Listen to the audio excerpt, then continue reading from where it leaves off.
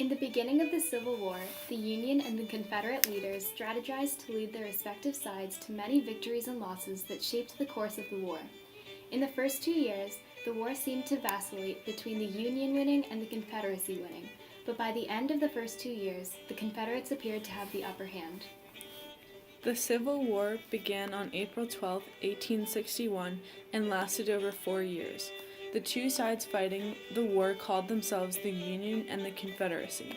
For the most part, the Unionists were found in the North, and the Confederates were found in the South. The main cause of the war was over the issue of slavery, with Unionists against it and Confederates for it. In the beginning of the war in 1861, each side developed various plans and strategies to win the war. For example, General Winfield Scott came up with a plan they called Scott's Great Snake, also known as the Anaconda Plan. Essentially, the Union wanted to choke the Confederates by splitting the region down by the Mississippi to plow them down and proposing a blockade of southern ports.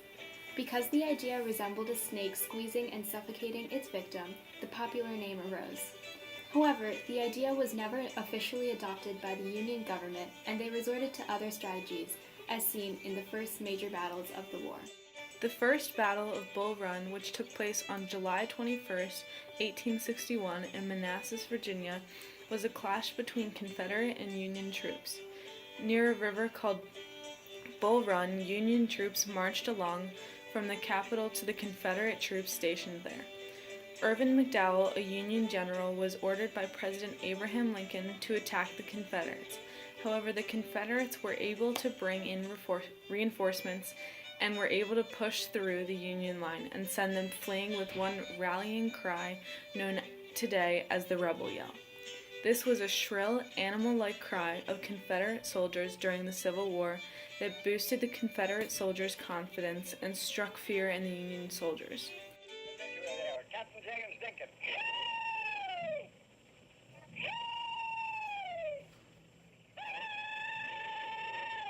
Ultimately, even though they were unable to pursue the fleeing Unionists, this battle was a surprising Confederate victory and instilled hope in the Confederates for the future of the war. But on the Union side, they suffered a harsh defeat. After Irvin McDowell was defeated during the First Battle of Bull Run, President Lincoln appointed George B. McClellan as the general of the regular army stationed near West Virginia, and he eventually became general of the Army of the Potomac and general-in-chief of all federal armies. McClellan was considered a skilled general who was a Democrat and a staunch Unionist. He was also known for his organizational abilities, logistical strategizing, and his ability to raise soldier morale. He had early success by driving out the Confederates within the first few months of the war and earned the nickname Young Napoleon of the West. Although he led his army to many victories in the beginning of his career, he eventually became wary and reluctant to attack, causing him to lose the president's trust because his lack of action resulted in Confederate victories.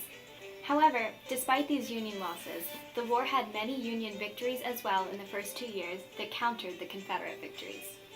One such example is the Battle of New Orleans, which is considered an important win for the Union forces and a blow to the Confederates.